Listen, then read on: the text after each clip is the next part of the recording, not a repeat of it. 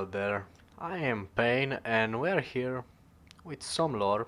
We will start with Alchemist, or how we know it in general, Blight. I will read all of the lore we have available from the tome and from his description as a killer. Now you can just let this play in the background while I read this and just enjoy. He moves through the death and decay of the void. He doesn't remember his name. Everything's a blur. He feels pain in his stomach, in his arms, in his veins. He needs to find one of those flowers. The nectar, the sweet serum that gives strength. Strength for what? He remembers. The killers. Experimenting on them. Why? Why was he experimenting on them? He doesn't remember. He caused a lot of suffering, but he doesn't feel remorse. He doesn't even know if he should feel remorse. He doesn't feel anything but an ache in the pit of his stomach for power. So he was mind wiped by the entity. And yeah, we know this from Halloween events. I think he he did experiments on a lot of killers. He's responsible for a lot of skins, of cool skins, and this serum gives you strength, and in the same time it's pretty much a lot of pain, but somehow he enjoys it in the end, I think. Let's move on to the next one, to the next memory. He has flashes of the doctor, his screams, his agony, turning the tables on him, experimenting on him like he had done with so many others. Where? Not here. Somewhere else. Another world. All of these survivors, marooned from other worlds. How does he know this? He doesn't remember. He remembers the experiments. What was he trying to understand? The nectar? The serum? The right dose? The right dose. To use without hurting himself. Too late. Okay, so he uh, turned the tables. Yeah, he gives pain to the doctor. He gives him his own medicine. Interesting. And he knows a lot about the entity and he's doing, but somehow he's not connected with his past self. And he was searching for something, but in that search, he wasn't able to do it. Well, let's move on. He feels the hunger. Not for food or drink, not for talk or fun. For a flower, a single flower, for serum. He knows the entity is watching him. He knows it, feels it inside his bones. He doesn't want to be snatched for another trial, to suffer or cause suffering. And to what end? The great horrible mystery of it all. He wants to understand this place. He does. But he senses that to know, to really know, would drive him mad. Madness, that's what this place is. The embodiment of madness. He doesn't want to be pulled into another trial. He wants to return home. He must return home. That's why he was studying the serum. It gave him insight. Insight to what? He doesn't remember. So, he really wanted to know what's about the flower, the power of this, the serum. The entity was all on him. He was in the trials. He was trying to oppose, from what I can understand. But he really want to go back home. He didn't like this at all. He didn't want to make others suffer like he said, or him to suffer. Okay, let's move on. Home. He doesn't even remember where home is. He only remembers the void. Hundreds, maybe thousands of discarded survivors. Not dead, not alive, something else. Alive but dead inside. Burnt, emotionless, useless to the entity. He remembers. He remembers rising from the void, finding a flower. Had this flower been his salvation? Had the flower been his way out? He falls to his knees and shouts at the abyss, and the abyss answers with silence. The silence is so deafening it hurts. He buckles over, climbs to his knees. He needs serum. And we can see more and more he becomes so addicted to the serum. But he's alone, emotionless, and he can get anything from that. He wants answers, but the entity took too much from him, maybe. He's lost. He doesn't know where he is. He sees things like tentacles reaching out for him from the fog, and he knows they're not real. None of it is. He's losing his mind if he hasn't lost it already. His eyes play tricks on him. He sees giant, nameless creatures looming over him. Doesn't matter. They're not real. None of it is. His hunger confuses him, oppresses him. He'd do anything for that feeling again. Anything. Even return to the trials. He would. He'd rip survivors and killers apart, limb from limb, for that feeling again. He begins to mumble words. A promise. One flower. One flower. And I will do anything. So we see this in the video, the unlock video, at the end, and this is how he become the Blight, addicted monster that was so destroyed, uh, s- uh, internal and on the superficial part. He was just becoming a real monster, and because of his addiction, he will do anything for that. Okay, this is everything we have here from the hunger memories of the alchemist. His Tom, his reveal, and then we have a lot, but a lot here on the backstory to understand the human condition. One must rise above it.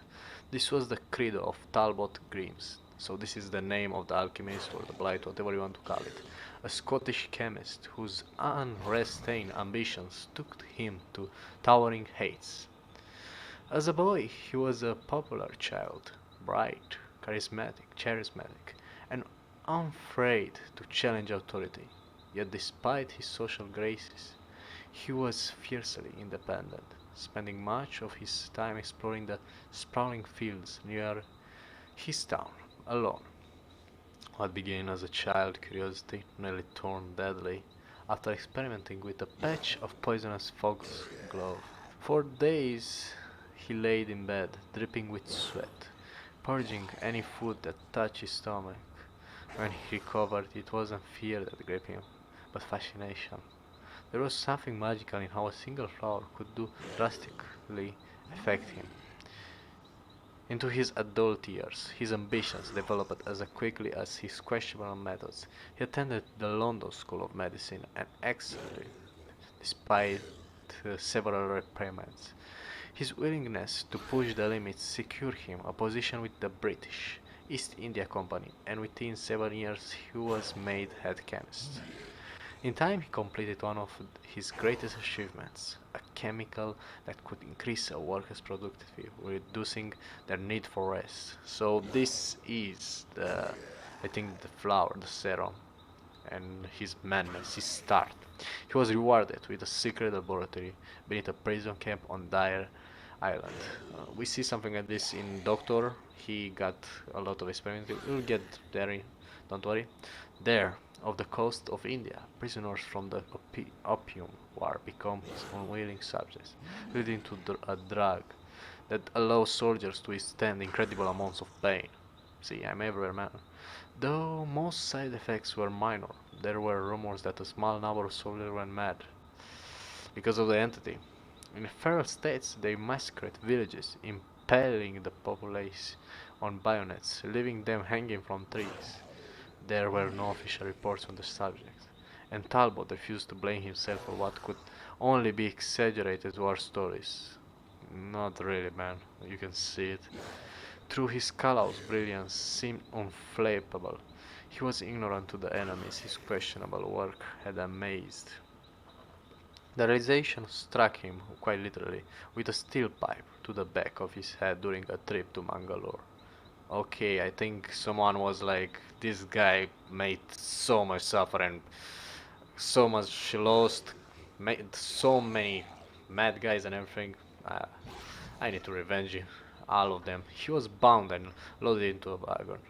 When his blindfold was removed, a sickly man showed him a mass grave filled with hundreds of bodies, unbeknownst to Talbot. His productivity increasing drug had killed nearly an entire factory of workers. He knew he couldn't defend himself against the anger of accusation of his abductor. Yeah, he's indirectly responsible for that. All he could do was curl up as the blows from the steel pipe rained down, so he just beat him up constantly. with anger for everything he's done. I mean, depends how you want to say it, if it's directly or not. Always have this expression, depends of perspective. His body was thrown into the grave and left for dead, shifting between consciousness and the darkness black. He crawled for an escape, fingers sinking into rotting flesh, black flies feasting on his uncovered skin, the sensation of 100 pinpricks stabbing into him as he collapsed. He came face to face with a dead woman's dazzling hazel eyes. Too weak to pull away, he could do nothing but witness his life's work. I mean, the drug was for a good thing if it increased the war productivity and didn't affect other things, but it was used to war and everything. Interesting. Then from the edge of that he was brought back. He found himself on a small bed as a kindly wrinkled face looked over him. This is how in general the entity gets them, I think. He's just getting up right before that, right before the soul is going to the god or whatever is your belief. With each pain breath, he was nursed back to health in an ancient mystery school posing as a monastery. In verdant gardens behind tall, unassuming walls, monks studied forbidden texts, striving to expand the human mind in the search for other dimensions, believing one to be connected to the other. Yeah, I think he's part, or he kind of discovered a lot about the entity going to dimensions and everything. Talbot's knowledge proved indispensable. His mind-altering chemicals integrated seamlessly with theories of neural expansion. He realized then that his salvation was no coincidence. He was plucked from the pit specifically to advance the school's knowledge. He agreed to help until his recovery was complete, being tasked with researching what the monks called the soul chemical, a compound derived from the pineal gland that could open the mind's eye. What began as a favor to his saviors soon became an obsession.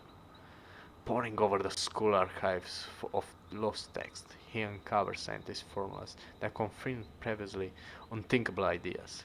He dreamt of ushering mankind into a new period of enlightenment.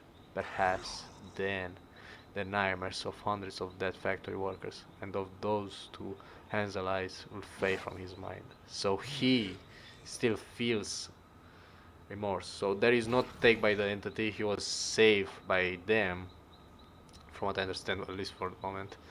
And he tried to help them with the serum and everything, will fade from his mind. As he came closer to a breakthrough, the demeanor of the monk shifted. The gentle smiles they offered were paired with uneasy eyes that quickly darted away when spotted.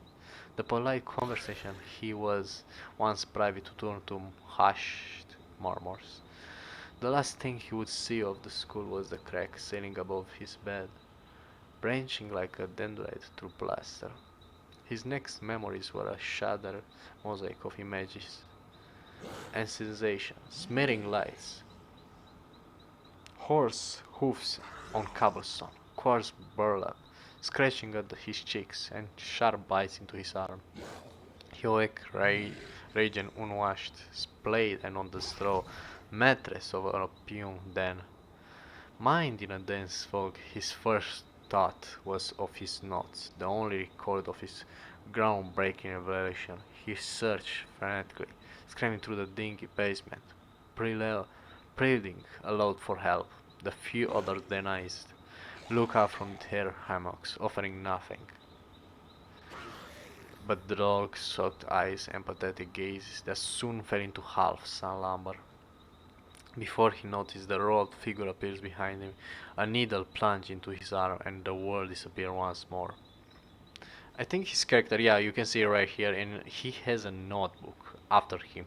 He still has that, and he doesn't want to give up on his research. Awakened again, each time hazier than the last, he tongued at hollow gaps between his teeth. How long he under a faint memory returned. The soul chemical, his notes, the verge of a breakthrough, a faraway whisper entered his mind. He fumbled with a stone, sharpening it with shaking hands. In the dim light of the den, amongst the catatonic occupants. He carved his research from memory into the walls. He wrote for hours until his fingers bled, moving to the floor, taking in everything the voice whispered despite his inability to comprehend it. When there was nowhere left to write, he gripped the stone and carved the message into his chest. Stained with blood, he witnessed a miracle appear before him, a magnified field of lush orange flowers. The whispered voice beckoned to him, urging him to enter the field and discover worlds and dimensions beyond human comprehension. For a moment, Talbot felt the sense of wonder he possessed as a child. So now he's taken by the entity and he's presenting what he wanted the most, an explorer, the dream of an explorer and a scientist. A lot to discover, or something that will keep you occupied and will satisfy your need for knowledge. Okay, the denizens of the opium then awake to silence, the dry scent of smoke still lingering in the air, shambling out of their drug haze fog. They found the stone floor wet with blood, tiny rivules coursing through the cracks. As eyes adjusted to the darkness room, the jagged lettering scrawled along its length began to appear, right and over without end. There was but one single line. That is only the beginning. Huh. Because our motto on Dead by Daylight is death is not an escape, but death is only the beginning. Because the trials will go again and again and again. For survivors that makes sense, but him, I don't know, maybe he was in the trials at the end, at the start. Anyway, a short story of the Blight. Get it from the head, from the end. I read this first time. We see the Dawn first, and we read it his backstory. From what I seen, he just as a child he has this thirst for knowledge. This is the word I was searching for. Sorry. And from that on, he was going for a chemistry. He was a bright child. He was smart, and he just have the motivation to go on and on. Then he go and make a serum. Eventually, and he got his lab. He experiment on soldiers, but everything that he done, it was a serum, a liquid that made workers more efficient, but it get them mad, and it was used for war instead for what it was supposed to do, and caused a lot of death. He was captured and beaten to death almost. Then he was rescued by someone, and he continued his serum search. But somehow, after all of that, he's abducted by the entity, and he is. I don't know where his addiction to the serum started, but he was addicted to it, and he's not. He was searching for everything, but he was sent from every dimension again and again and again. He searched from it, but he was bound to the trials, and this is how he got Blight. He was the one killing everyone just for the serum. Every time he wanted just that. That's all it left for a bright man that only wanted to satiate his thirst for knowledge. He was lost bit by bit until he became a murderer, addicted to his serum. Very interesting. Well, that was everything for the moment. I hope you enjoyed this little bit of story on him, because there is a lot more in his eye, in his perspective. Again, it's depends on the perspective. I love that expression, that saying that I use actually.